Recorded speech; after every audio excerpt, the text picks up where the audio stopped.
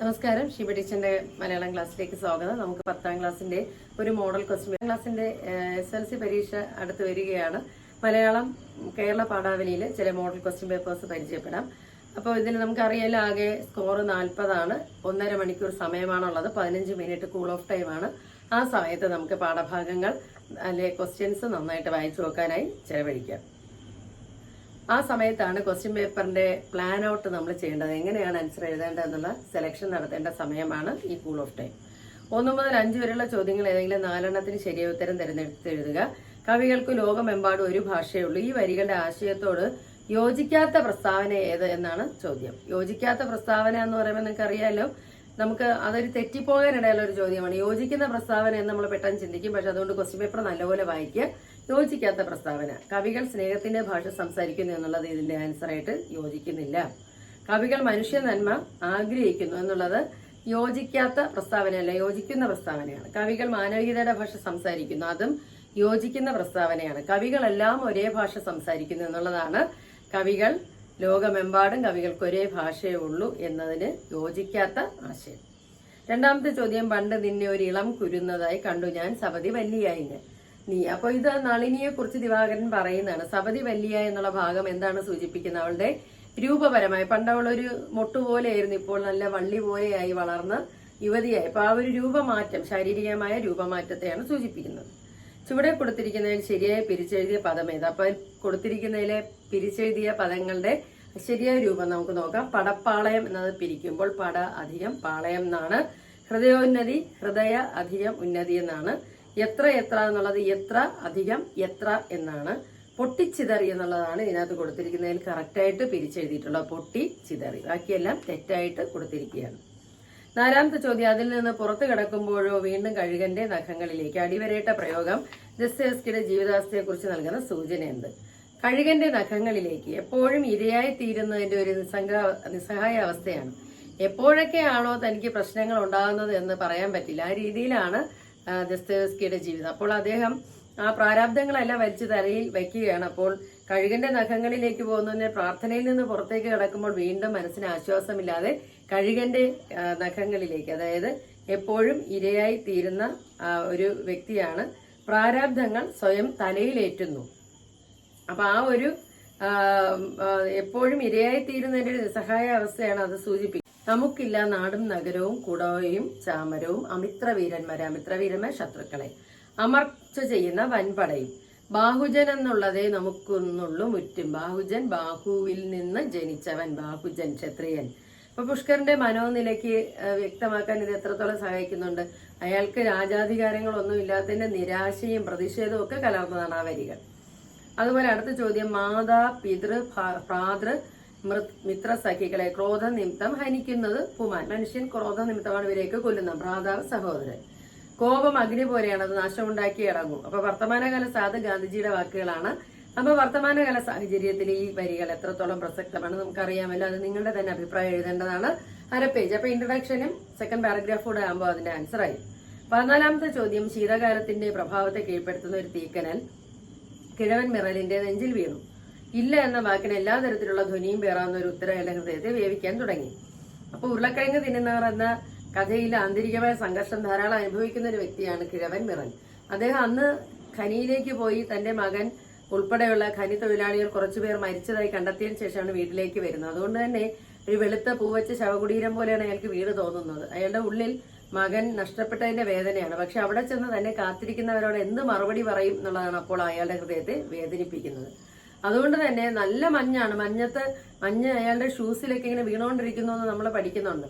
മഞ്ഞിനെ വകഞ്ഞു മാറ്റി നടക്കുമ്പോഴും കട്ടയ്ക്ക് മഞ്ഞ് ഇങ്ങനെ കിടക്കുകയാണെങ്കിൽ അയാളുടെ ഹൃദയത്തിനുള്ളിൽ ഒരു തീക്കരൽ വീണ് കിടക്കുകയാണ്. അയാൾക്ക് സംഭവിച്ച ആ ദുരിതമാണ് അയാൾ ഇതിലൂടെ സൂചിപ്പിക്കുന്നത്.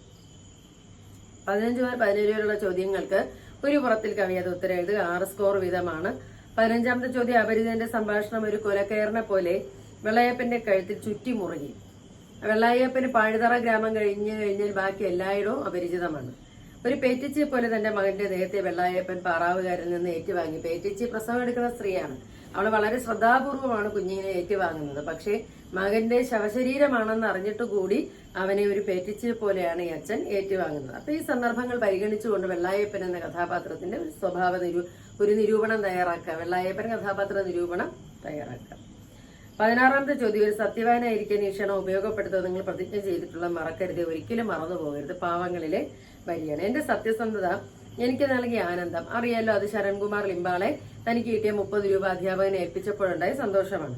അപ്പൊ ഈ ഇത് ലിംബാളയുടെ ജീവിത അനുഭവമാണ്, മെത്രാന്റെ ഉപദേശമാണ്. ഇത് രണ്ടും മുൻനിർത്തിക്കൊണ്ട് മൂല്യബോധവും സമകാലിക സമൂഹം എന്ന വിഷയത്തിൽ മുഖപ്രസംഗം എഡിറ്റോറിയൽ തയ്യാറാക്കുക എന്നുള്ളൊരു ചോദ്യമാണ്.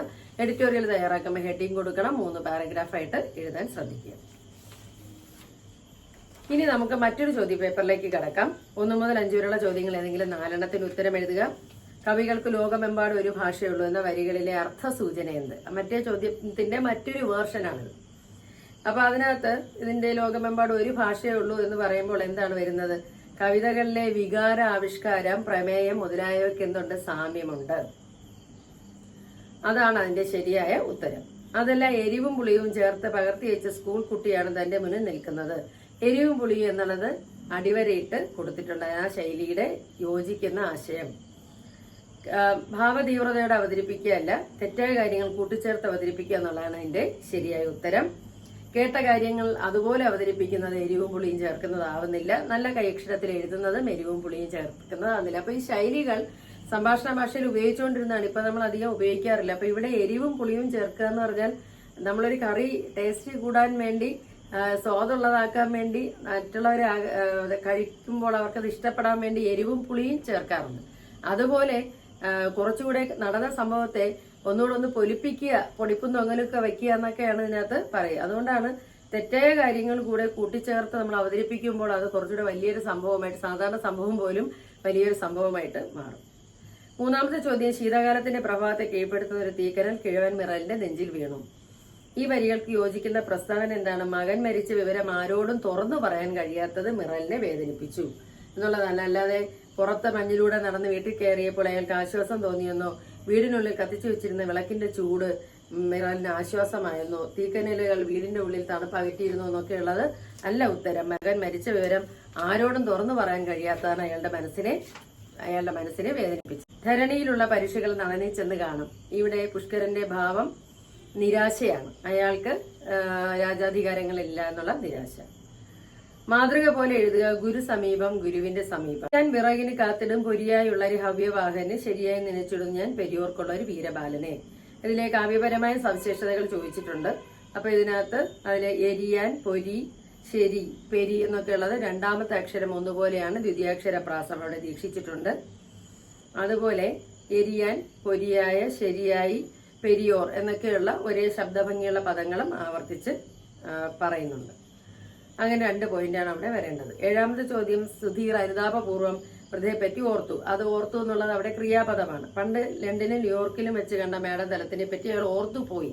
അവിടെ അത് അനുപ്രയോഗമായിട്ട് ചേർത്തിരിക്കുകയാണ്. ക്രിയയുടെ പദത്തെ ഒന്നുകൂടെ ഒന്ന് പരിഷ്കരിക്കുന്നതിന് വേണ്ടിയാണ് അവിടെ 2 ക്രിയകൾ അടുപ്പിച്ച് പ്രയോഗിച്ചിരിക്കുന്നത്. 8ാമത്തെ ചോദ്യം, പണ്ട് നിന്നെ ഒരു ഇളം കുരുന്നതായി കണ്ടു ഞാൻ സപതി വല്ലിയായി. നളിനിയിലുണ്ടായ മാറ്റത്തെക്കുറിച്ച്. എന്തെല്ലാമാണ് അവളുടെ മാറ്റം? അവൾ പണ്ടൊരു കൊച്ചുകുട്ടിയായിരുന്നു, 2 പേരും ബാല്യകാല സുഹൃത്തുക്കളായിരുന്നു.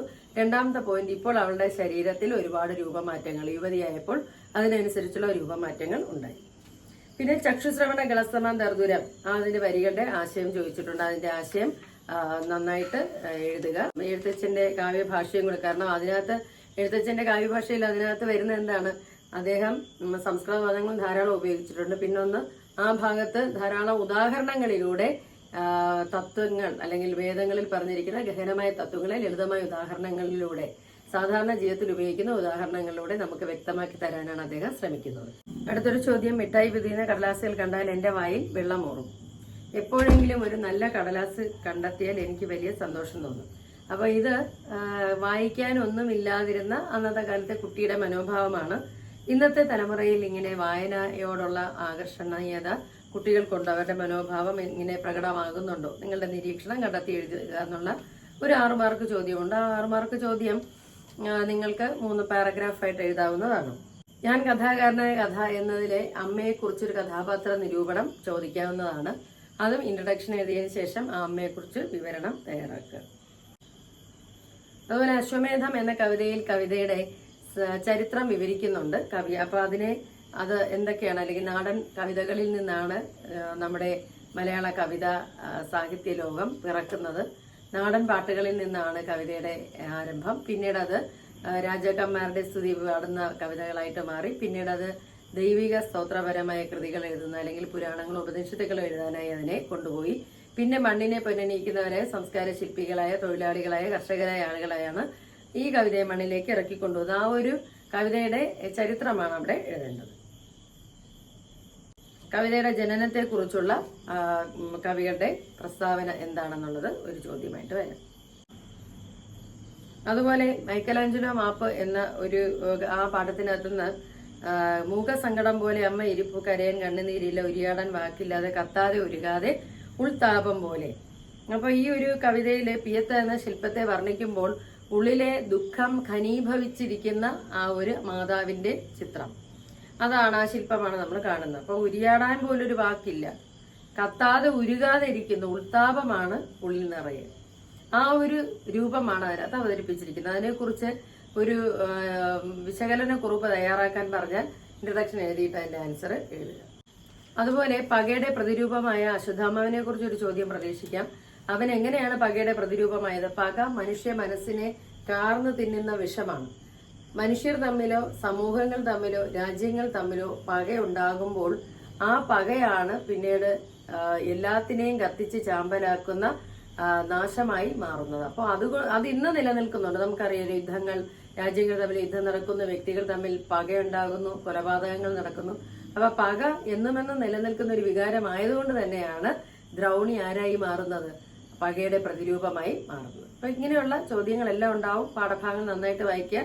വീഡിയോ കാണുമ്പോൾ തന്നെ ടെക്സ്റ്റ് ബുക്ക് നിങ്ങളുടെ കയ്യിലുണ്ടായിരിക്കണം. ടെക്സ്റ്റ് ബുക്കിലെ ഏത് വരിയിൽ നിന്ന് വേണമെങ്കിലും ചോദ്യങ്ങൾ ചോദിക്കാം. പ്രധാനപ്പെട്ട ചോദ്യമൊന്നോ അപ്രധാന ചോദ്യമൊന്നുമില്ല, ഓരോ വരികളിൽ നിന്നും ചോദ്യങ്ങൾ ചോദിക്കുന്ന രീതിയാണ്. അതുകൊണ്ട് പാഠഭാഗങ്ങൾ നന്നായി വായിച്ച് മനസ്സിലാക്കിയിട്ട് അതിനുശേഷം മാത്രം പരീക്ഷ ഹോളിലേക്ക് പോവുക. അപ്പോൾ ഇൻട്രൊഡക്ഷൻസ് എഴുതാൻ മറക്കരുത്. 1 മാർക്ക് ചോദ്യം കഴിയുന്നതും നമുക്ക് ചോയ്സ് ഉണ്ടെങ്കിലും അറിയാമെങ്കിൽ എല്ലാ ചോദ്യങ്ങളുടെ ഉത്തരങ്ങൾ എഴുതുക. 2 മാർക്കിന്റെയും 3 ചോദ്യങ്ങളാണ് തരുന്നത്. 2 എഴുതിയാൽ മതി, പക്ഷെ അറിയാമെങ്കിൽ 3 ചോദ്യത്തിന്റെ ഉത്തരം എഴുതാം നമുക്ക്. കാരണം ബെസ്റ്റ് ആണ്, അതിലുള്ള ഏറ്റവും ബെസ്റ്റ് ആയിരിക്കും സെലക്ട് ചെയ്യുന്നത്. എന്നാൽ 4 മാർക്ക് 6 മാർക്ക് ചോദ്യങ്ങൾ അങ്ങനെ എക്സ്ട്രാ ക്വസ്റ്റ്യൻസ് എഴുതാനുള്ള സമയമില്ല. അത് കറക്റ്റായിട്ട് 4 മാർക്ക് ചോദ്യങ്ങൾ എത്ര എണ്ണമാണ് എഴുതേണ്ടത് അത് മാത്രം എഴുതിയാൽ മതി. ഇൻട്രൊഡക്ഷൻ എഴുതിയതിനു ശേഷം അടുത്ത പാരഗ്രാഫായിട്ട് മാത്രം ഉത്തരം എഴുതുക. 6 മാർക്ക് ചോദ്യവും ഒരു പുറം എന്നുള്ളത് നമുക്ക് അല്പം ഒന്ന് കൂടിയാലും കുഴപ്പമില്ല. 3 പാരഗ്രാഫായിട്ട് തന്നെ പാരഗ്രാഫ് തിരിച്ചതിന് ഉത്തരം എഴുതുക. ഇൻട്രൊഡക്ഷൻ വേണം. ഉപന്യാസത്തിനും എഡിറ്റോറിയലിനും ഒക്കെ ഹെഡിങ്ങും കൂടെ കൊടുത്തതിന് ശേഷം മാത്രമേ ഉത്തരം എഴുതാവൂ. അപ്പൊ നന്നായിട്ട് നിങ്ങൾ ഉത്തരം എഴുതുക. നല്ല ഹാൻഡ് റൈറ്റിംഗിൽ സമയത്തിനുള്ളിൽ എഴുതി തീർക്കാൻ ശ്രമിക്കുക. അടുത്ത ക്ലാസ്സിൽ കാണുന്ന എല്ലാവർക്കും ഹൃദയം നിറഞ്ഞ വിജയാശംസകൾ. അടുത്ത ക്ലാസ്സിൽ കാണുന്നവരെ സ്നേഹത്തോടെ ഷീബ ടീച്ചർ.